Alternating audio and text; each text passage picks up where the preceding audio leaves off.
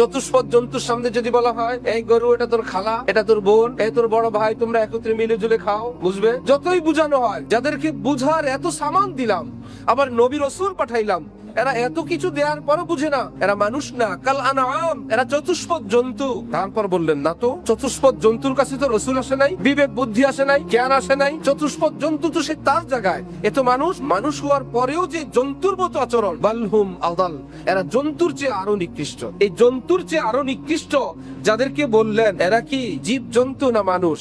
মানুষ কি আল্লাহ পাক বললেন এরা পৃথিবীর শ্রেষ্ঠ জাতি? মানুষ কি আল্লাহ পাক বললেন এরা জীব জন্তুর চেয়ে আরো নিকৃষ্ট? বুঝতে হবে, হে মানব জাতি, তোমার মধ্যে দুই ধরনের বৈশিষ্ট্য আছে।